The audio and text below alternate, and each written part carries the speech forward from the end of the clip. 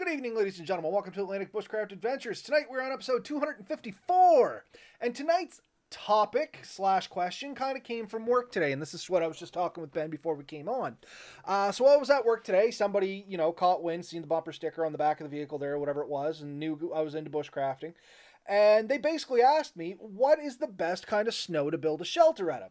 And this is on the, kind of the heels off this massive snowfall we just had here in Nova Scotia. And if our viewers, listeners, and all that from around the globe aren't aware, here in Eastern Canada, there's these two big storms kind of came together, and we got a massive amount of snow. We had over 100 centimeters of snow in like a 3-day span.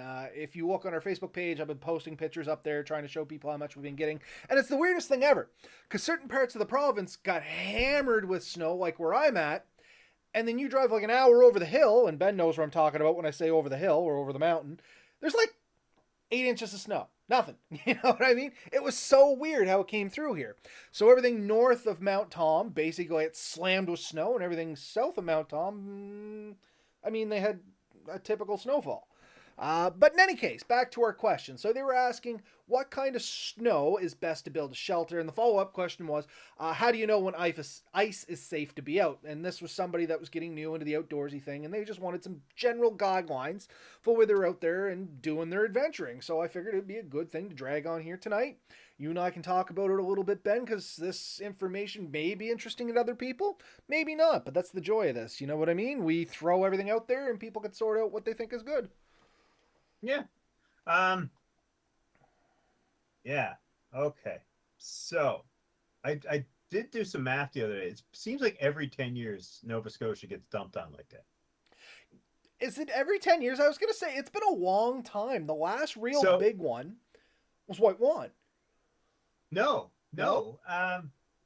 Big single storm would have been White Wand in 2004.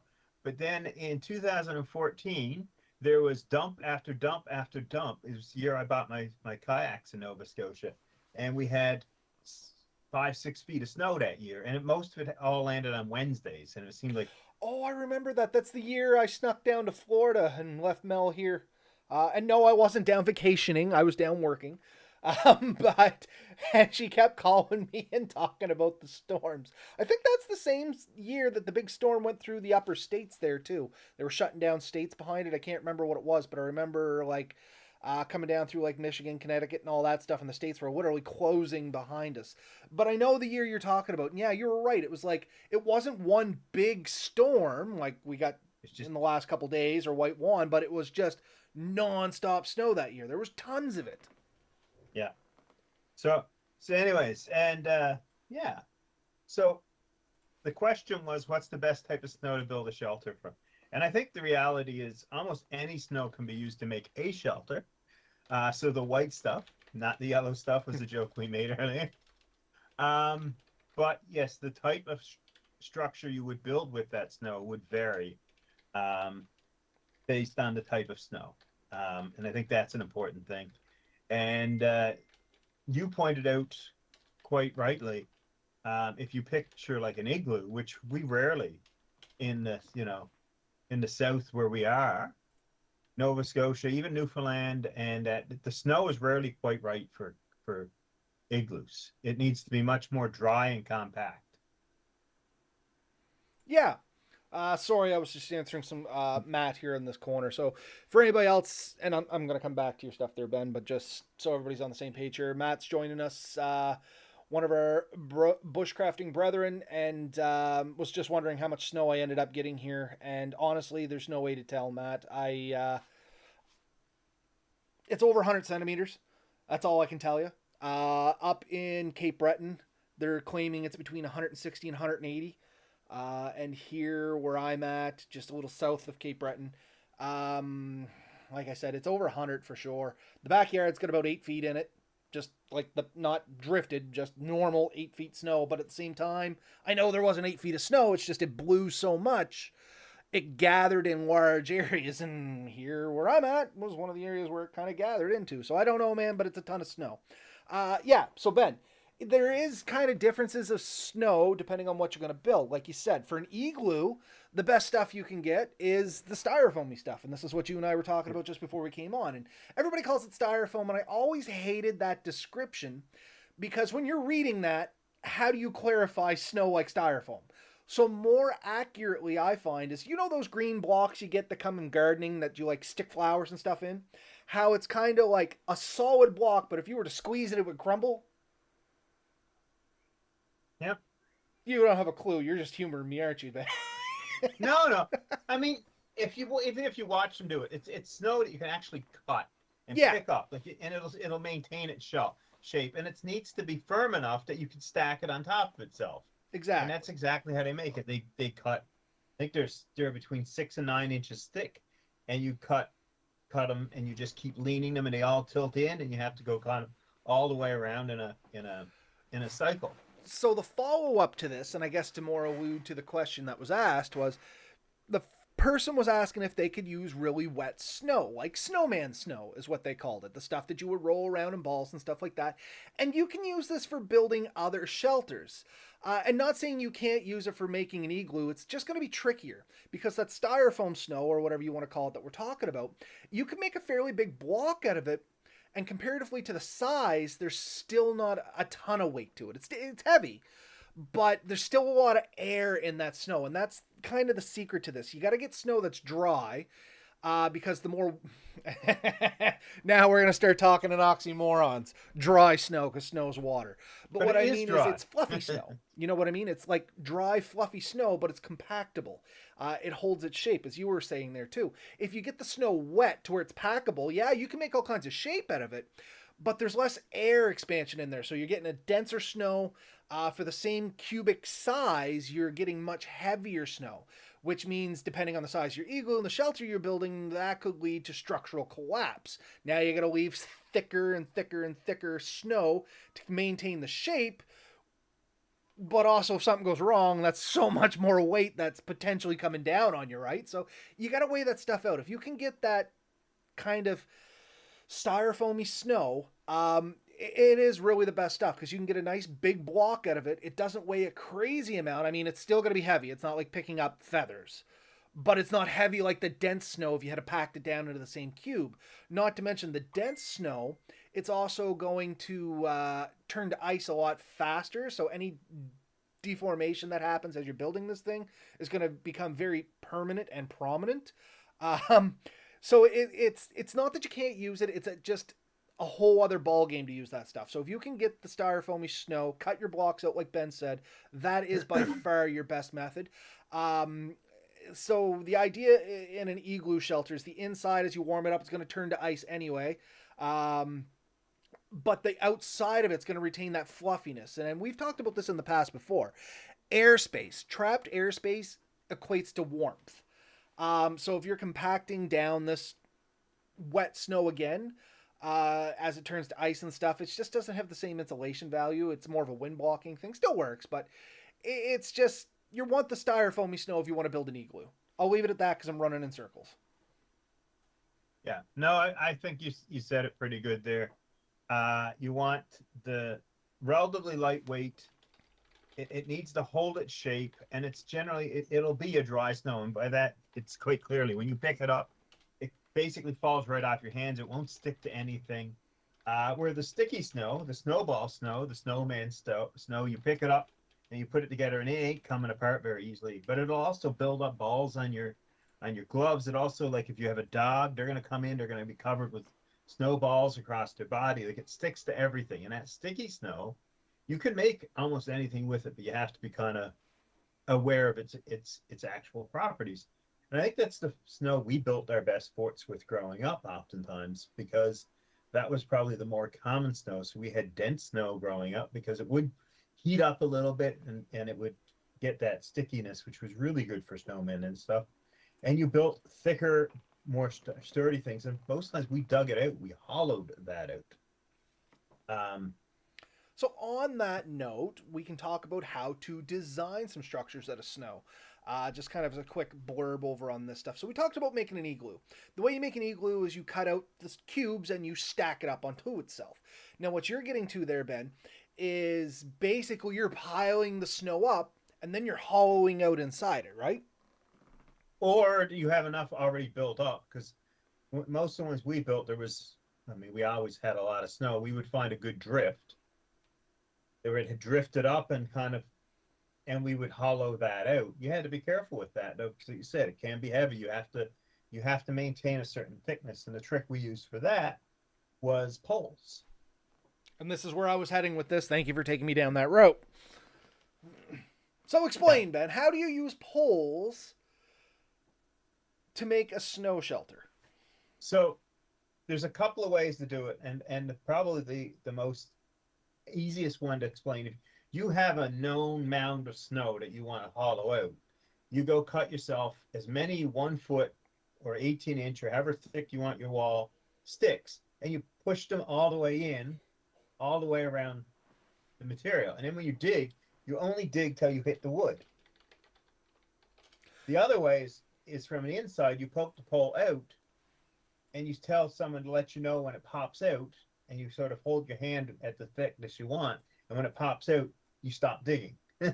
So you carve off a bit, you stick it out. You carve off a bit, you stick it out. Or until when you pull it back, light comes in on it. Yeah. And yeah, we're getting to the same end point here. So the way I've done it in the past, not a whole lot different from what you did, is if you were stacking snow up, or even if you're working with a drift or something like that, we always shaped the outside of it the way we wanted. Before we ever started hollowing it out, we shaped the outside to whatever we want our outside of the fort to look like, be it a dome or whatever. That way we just kind of had an even surface going around, whatever. And then, much like you said, we just took the poles, 1 foot long, for instance, or 18 inches, 16 inches, whatever the case may be, depending on what we're working with. And honestly, folks, maybe there is a magic formula about how thick it has to be, depending on the snow you got. We learned all this through trial and error. When in doubt, leave it thicker. Thicker is going to add more R value to a degree, but it's also giving you just more material that's going to be stronger on itself. It's not going to collapse in as easy.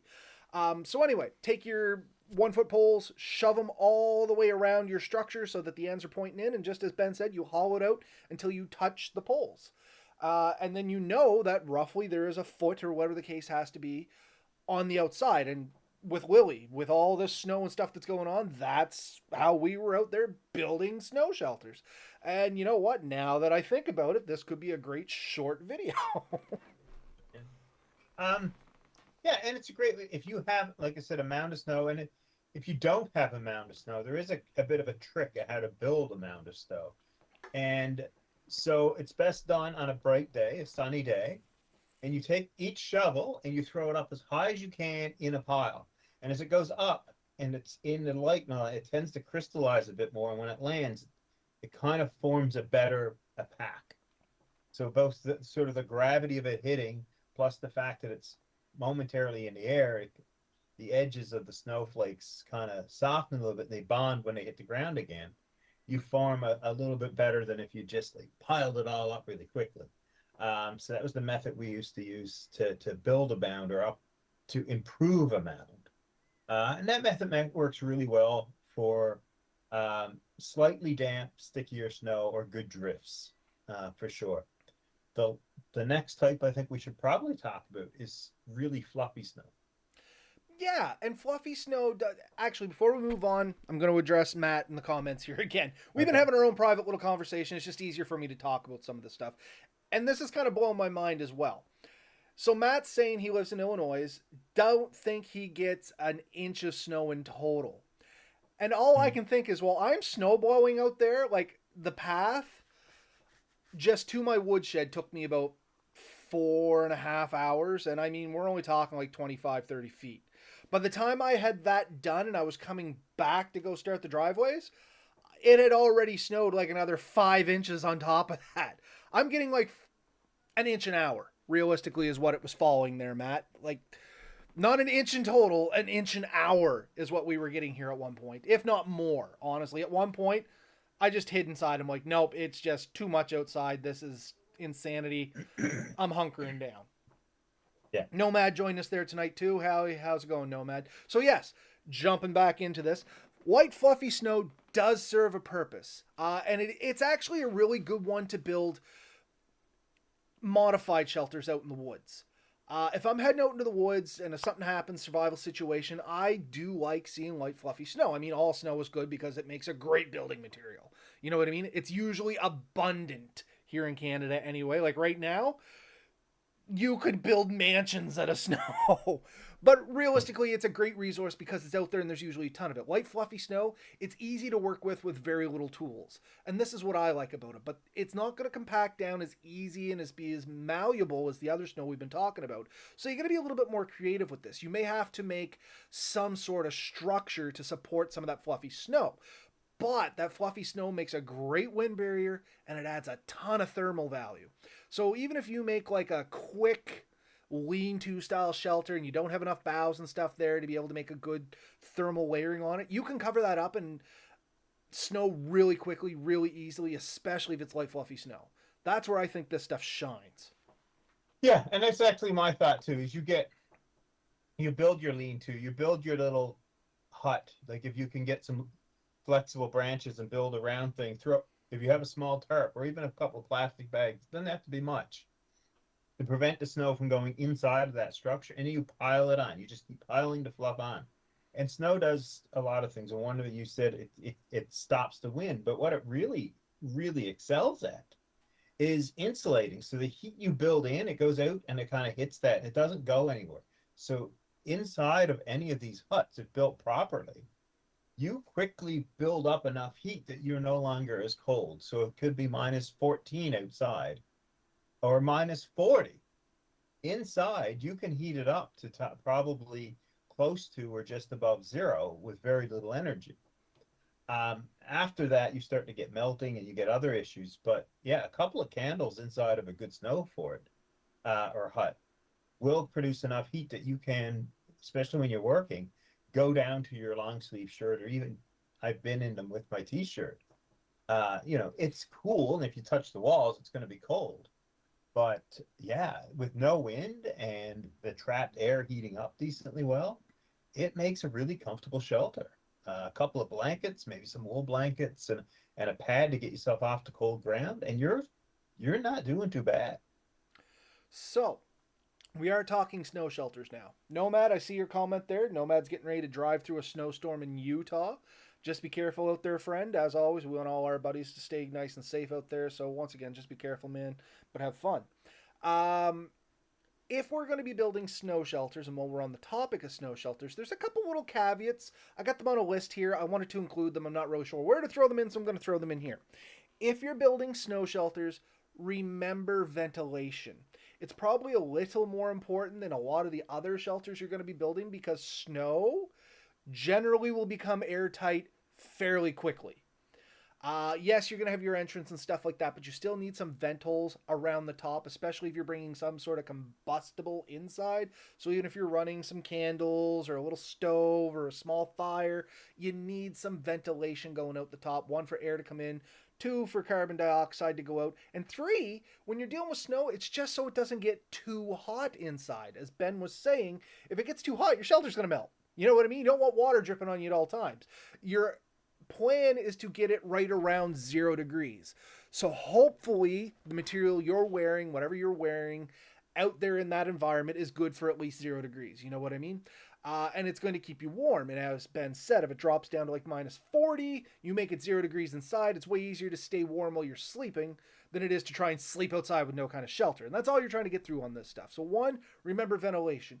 Two, if you have the availability, and this one is a long stretch, because most times in a survival situation, you're not going to get to this kind of level. But if you have the opportunity inside your snow shelter, you should try and get a small platform to where you're going to be sleeping.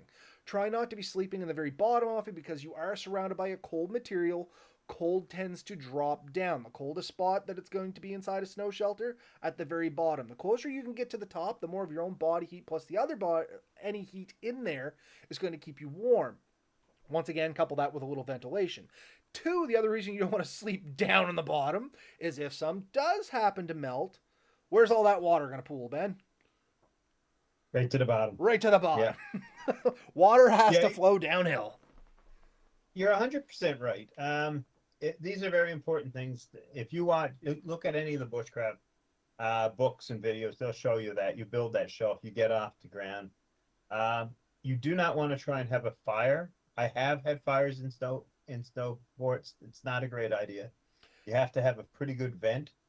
I was And gonna if you say try you to, have to build more of a Quincy up style where you have a massive hole in the top, and it has to be yeah, basically your fire right under that hole. So it can be done. It's and tricky, folks.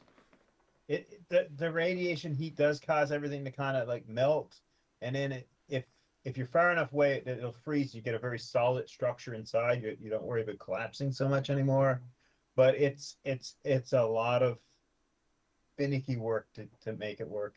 Uh, and I heard someone say, well, at one time, could you bring in like the little buddy heaters, or could you bring in like the titanium stoves and run the chimney up? And I mean, those chimneys are super hot. If you put it out a 4 inch hole, by the time the night's over, you're gonna have a 12 inch hole, and all that water's dripping down on your stove, and it's gonna create the humidity up in that area, and it's not going to be an enjoyable experience. So do keep that in mind in case anyone was thinking along that. And I But uh, yeah, no, I was gonna say even look at like the Inuit and stuff like that, Northwest Territories, Yukon, Nunavut. A lot of times they're not bringing a full on fire into their igloos and stuff like that. A lot of times it's like the and I know oil somebody told me lamps. the name last episode and I can't remember what it is. The blubber candles. Yeah. What was it called, Ben? No, it's just an oil lamp, is what Yeah. it is. I don't. Yeah, but yes, very much so. They had that, and they cooked on that. But there's a few things. One, further up north you go, the less wood there is to burn. So, so getting enough good firewood up north where that kind of snow is. I mean, the best snow is probably, or wood is probably under the snow. You'd have to dig it up to get to half of it, and it wasn't feasible. So keeping those nice insulated huts and having good fur um, blankets and clothing kept them much warmer. And they would line the floors and even probably some of the walls with furs if they could. Um, Okay, so the name of these lamps, and I know I'm gonna butcher this word, is Quillic, Quulliq, Quillic, Cudlick. yeah, well, Anyway, look, it's a real thing, folks. And yeah, sorry, Ben, that was annoying me. I had to look up what the name of that was. yeah, no, uh, it's a good point. And I think getting back to, we used to use candles, but even the little oil lanterns would work decently well for that. And I think we used to even like, if we used candles, we used to wrap um, aluminum foil in the sconces to reflect the light in and also kind of protect the snow a little bit, and the candle itself from drip. And you would see the column of heat from the candle would turn the snow black, and it would start slowly tunnel its way out. So you had to take that into account. I think those little ceramic hot heaters would work well for that because it takes Terracotta heater. Yep. terracotta heater. And I was gonna say this was the first time I ever seen a terracotta heater. It was in one of the snow shelters that I had built when I was older. And it worked really well, but we still had some melting issues and things like that. So generally for snow shelters, for me, it's dress warm enough that 0 degrees shouldn't be a problem, and then try to shoot for the inside of your snow shelter to be as close to 0 degrees as possible. Because the warmer it gets, the faster it's going to melt. The colder it is, I mean, there's no reason. If you can get it a little colder and you can stand a little colder, then you don't have to worry about it melting for sure. But I mean, you kind of want to be comfortable. And a lot of the indigenous peoples and stuff that use these igloos, you got to remember they're sleeping in like in the classic igloo, for instance. A lot of that would have been like bear and caribou hide, wouldn't it have been? Bear, So caribou, and seal. yeah, real dense fur is what I'm getting to. They're super warm. Um, but yeah, so we talked about like the styrofoamy snow, which is, of course, if you want to build an igloo or anything like that, even a normal shelter, like you can cut and stack this stuff up fairly easily.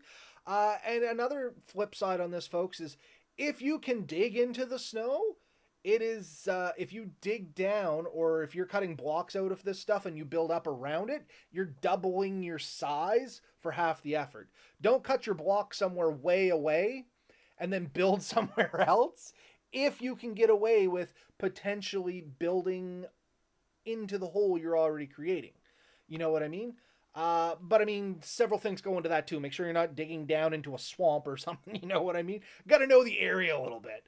But I mean, cut your work in half. Goes with any kind of snow that you're going to be dealing with here. So yeah, the light and fluffy styrofoamish kind of snow is going to be the better stuff, just because it's good to work with. But you need the ability to be able to cut the blocks out. If you're trying to cut it with your bare hand, well, not your bare hands, but your gloved hands or something like that, you're going to have a difficult time. You're going to get a lot of jagged shapes. A lot of stuff's going to fall apart. They actually make a kind of saw-ish thing, and it is a saw. It's a snow saw for working with this kind of snow. Specifically so they can cut the blocks out and they're kind of uniformly shaped and easy to build with. So we talked about the styrofoamy snow. We talked about the packy snow, or your snowman snow, which is what we all played with as kids. Yes, you can do it. Keep in mind, it's going to be heavier. It's going to exhaust you quicker. But the benefit is you can work with this with your gloved hands and limited tools and shape pretty much anything you want. As Ben said, you may have to stack some of that up. There is a method to the madness there, Ben, which was throw it up, kind of let it come back down. As you said, this helps a recoagulation of the snow, and it limits hollow spots. That way you're not digging and all of a sudden there's like, a 6-inch void that you weren't accounting for. Yeah.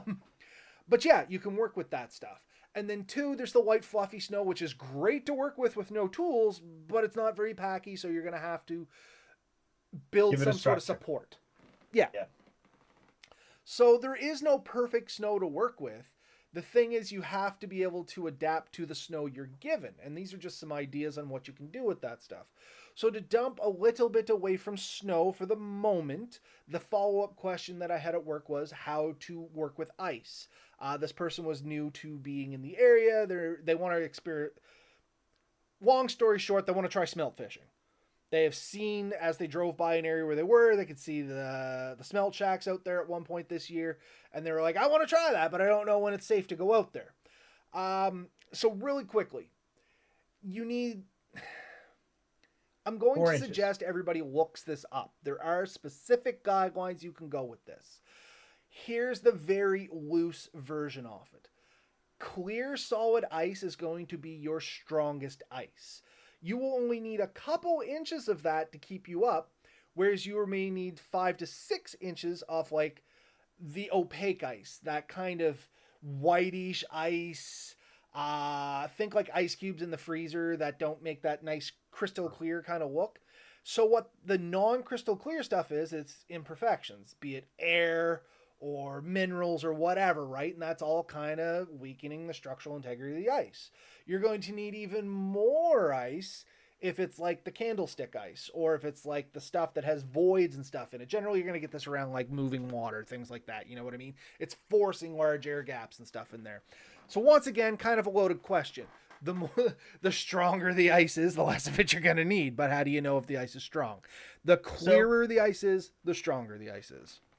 The government websites will tell you 4 inches. 4 inches of ice will generally hold up to 800 pounds.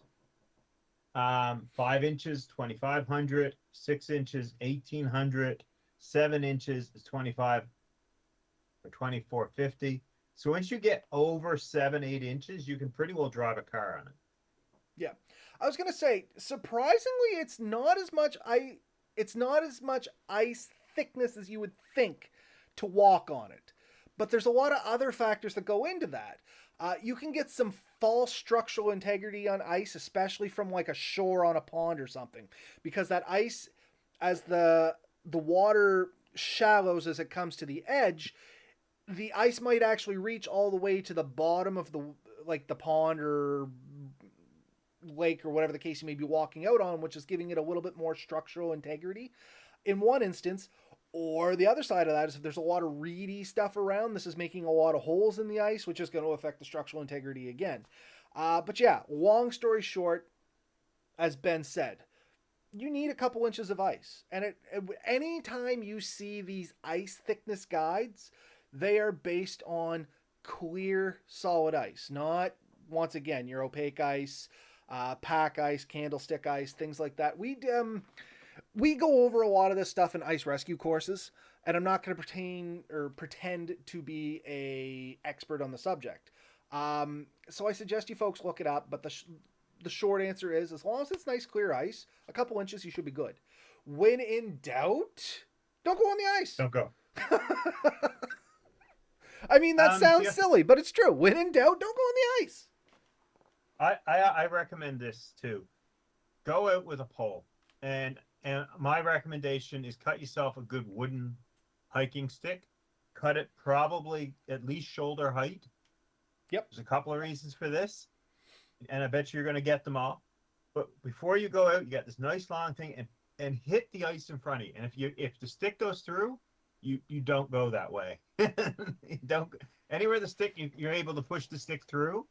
Because what you have is something that's about an inch square, and when you hit down with your strength, you're probably hitting at about 200 psi or more, which is about the breaking strength of a man walking across ice.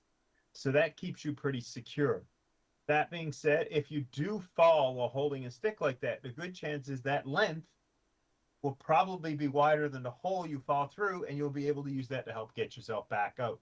So you'll be able to use that to leverage yourself out. If you do fall through the ice, do not try to stand back up. Lay down and crawl out like a seal. Yep. Take your now wet hands, and you can even let them freeze to the ground a bit to help drag you ahead if you got to. Get that traction. Keys in your pocket work good. They actually make things called quick picks. And Yeah. if you are going to be an avid ice walker, I don't know how else to define that.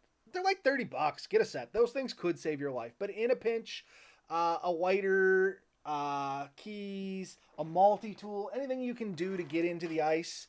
And like Ben said, basically hands straight out, legs back, kick, and as you get on the ice, roll away from the hole. Don't try to stand right back up and walk away.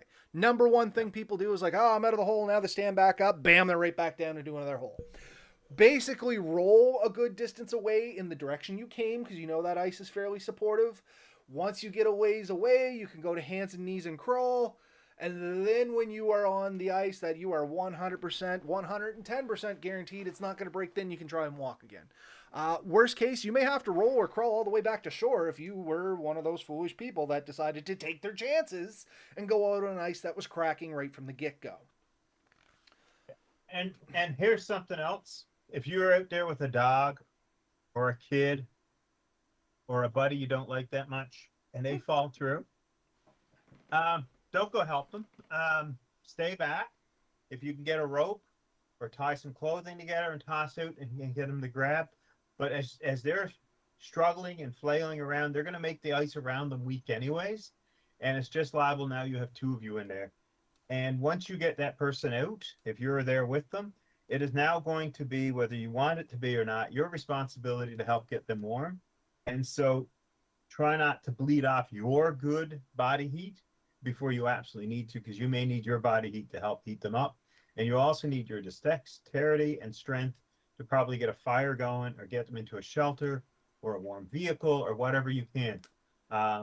Take advantage of whatever heat you can get that's reasonable. And do be careful not to overheat somebody who's frozen, because you can easily cause damage that way.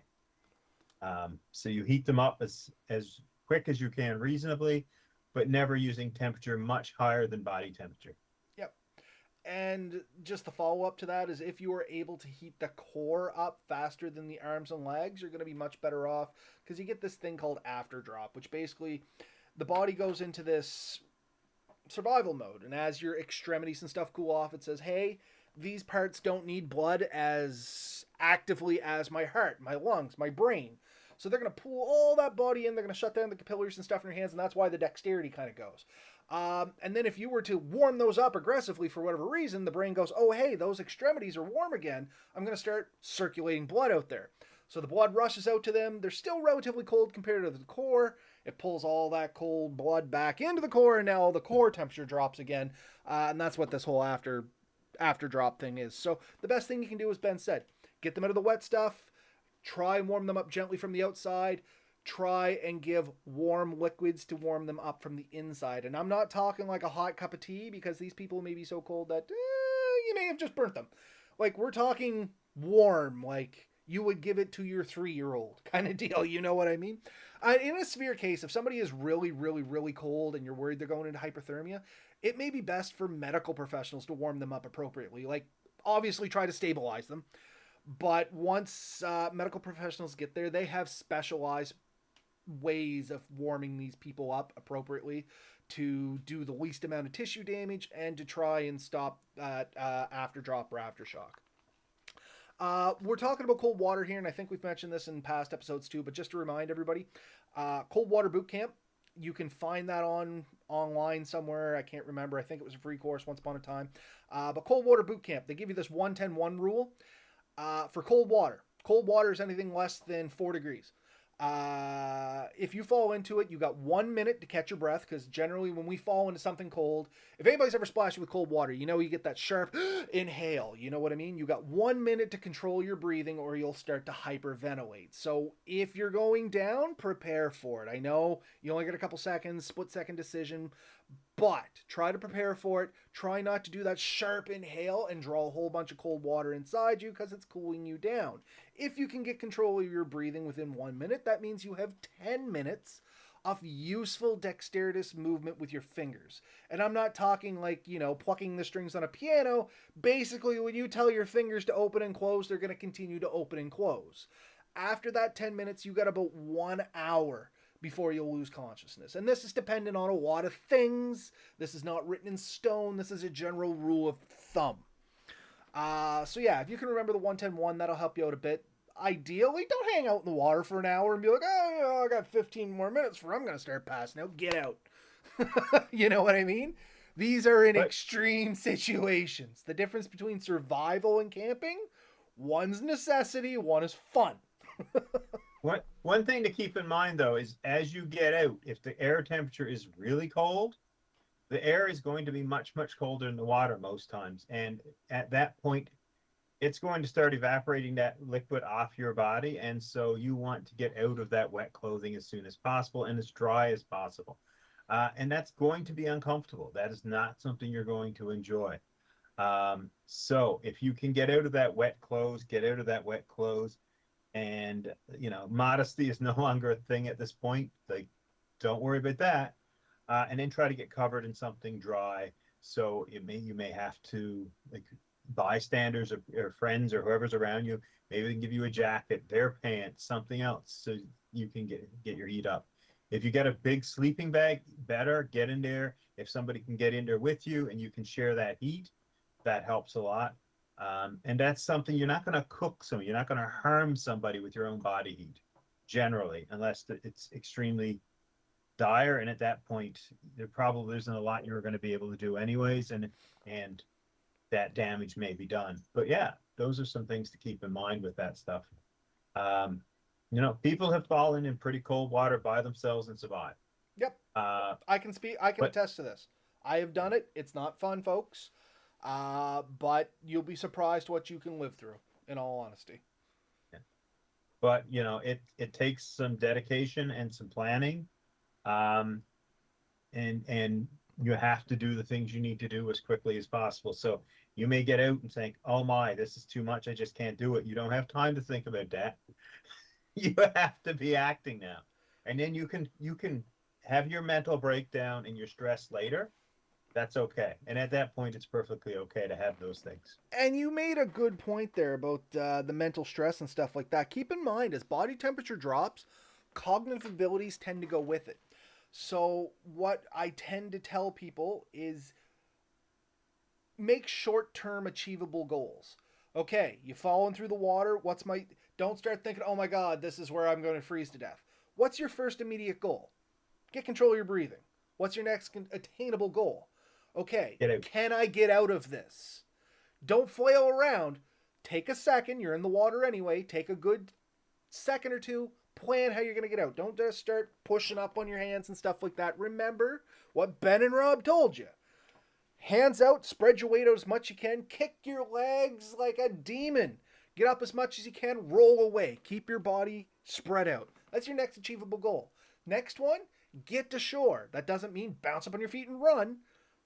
Try to keep your wits about you. How are you going to get there? How dangerous was this ice?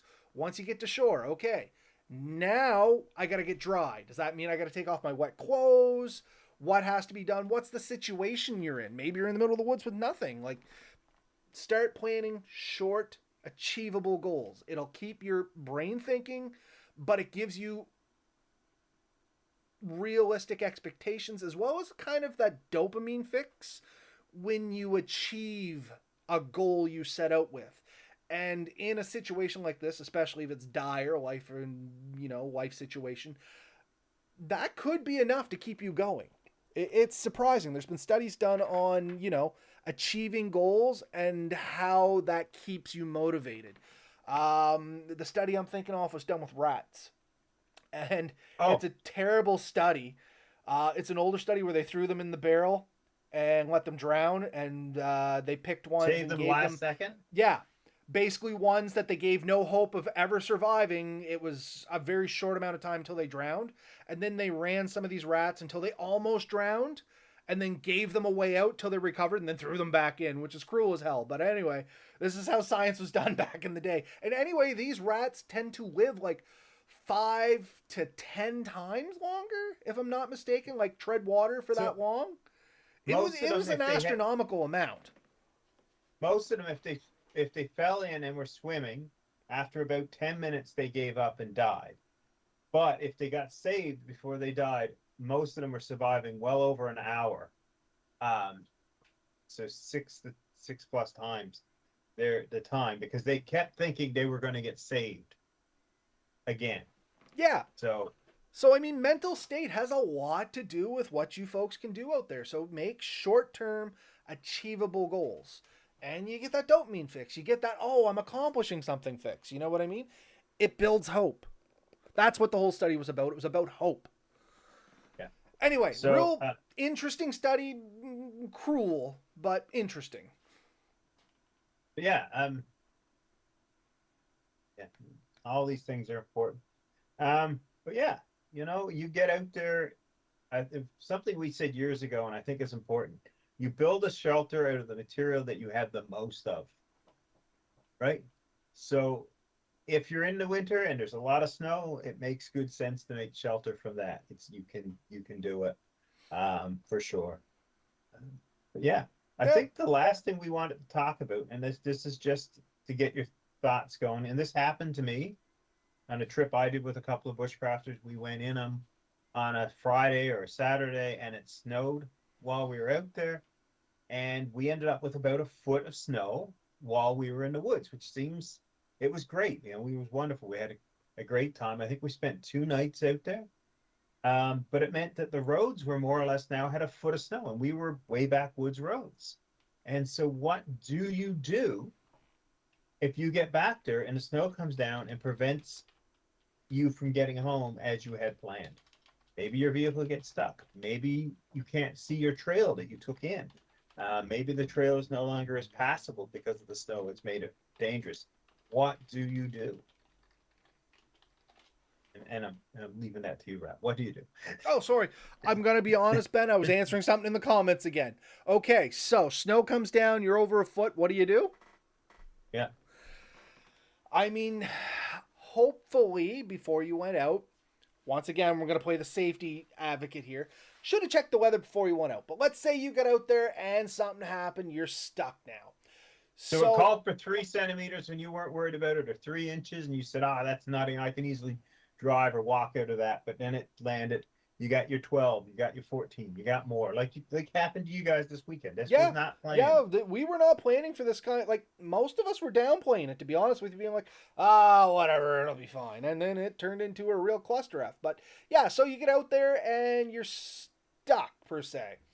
I mean, anytime you're surviving or camping or anything, I say surviving, but actually camping, because you were going out there with the intent of staying in the woods. You're not surviving, you're going out to camp.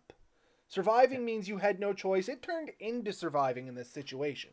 Hopefully, when you're dealing in a dangerous situation, like for me, even if it was only supposed to snow 3 centimeters, the last time Mel and I went to the camp, it was supposed to snow. No, not the last time, time before. But anyway, it was supposed to snow a tiny amount. And I said, if something happens and this becomes to the point where we can't take the truck out, we should take a few extra provisions in case we got to get held over. hopefully people would have the insight, or to be able to do that. If for some reason you didn't, it may be time to hunker down. And does that mean beef up the shelter you're in, or look for a more permanent solution depending on what you were doing? Because I think in your guys' situation, some of you had like the pop up, or at least somebody brought a pop up smelt shelter or ice shack or Yep. something like that, and it collapsed We had under an the waves of snow. ice fishing shelter that collapsed in this environment. Our TP tents all survived. We had hot tents with stoves. We had extra food.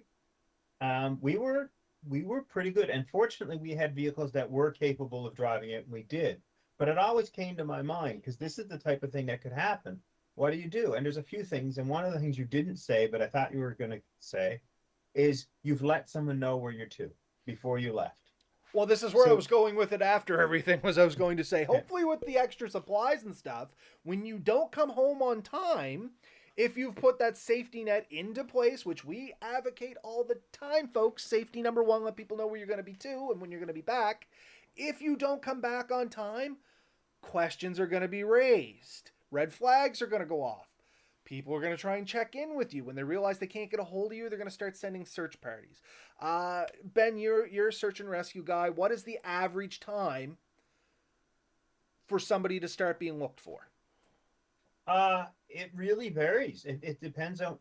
So we don't. There's no 24-hour rule. As soon as somebody is identified as missing, uh, you could potentially get a call out. So you would contact, in most parts of Canada, the RCMP or the local police station and say, my friend, my husband, my brother, my whatever was supposed to be back.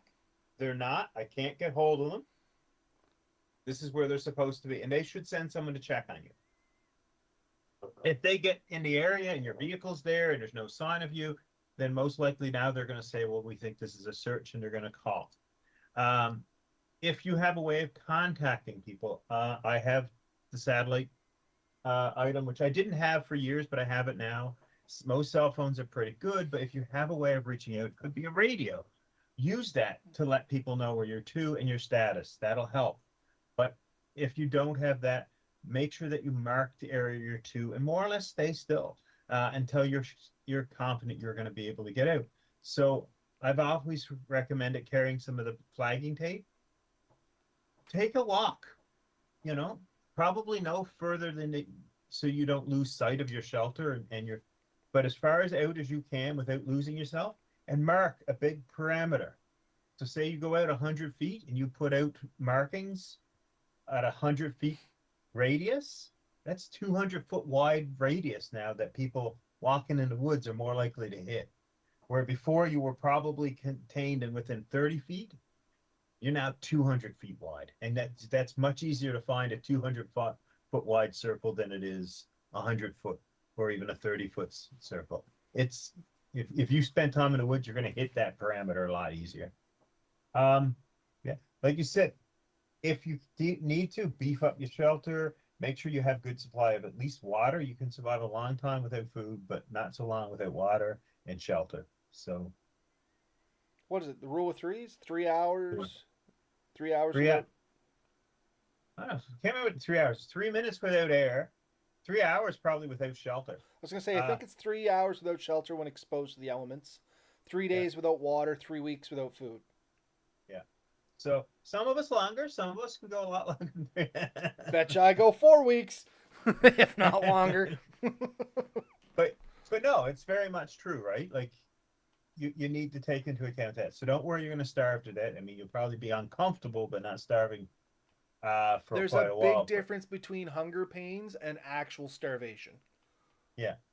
But yeah, getting a good supply of safe, drinkable water would be a really big thing. But yeah, and then when you can get out safely. But yeah, if you've done all these things, you're probably going to be fine. Always have a bit of a backup plan. So, make a plan of where you're going and how you would get out if things go bad, and at least you'll have that there, right? No, 100%. So, I mean, that's all I really want to talk about on this subject tonight. Like, often. I expected it to go shorter. We ran longer, but I think we had a lot of good information on this. Matt, actually, from the comments here, saying great tips. I always learn something from you guys, and of course, I just posted back. Glad to hear that our ramblings at least have some insight, which is always the thing.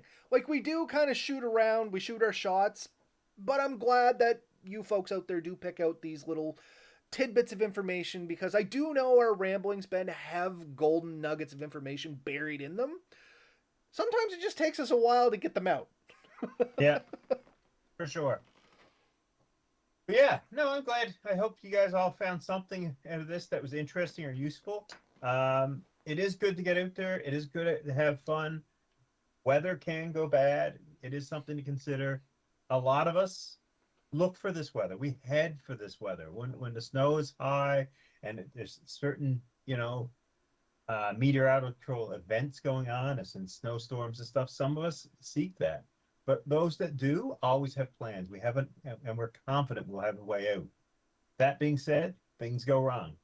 Vehicles break, trails get lost. You could slip and hurt yourself and be stuck for a few extra days. So always plan ahead, and always make sure someone knows where you're to, and that someone loves you enough to actually send someone looking for you.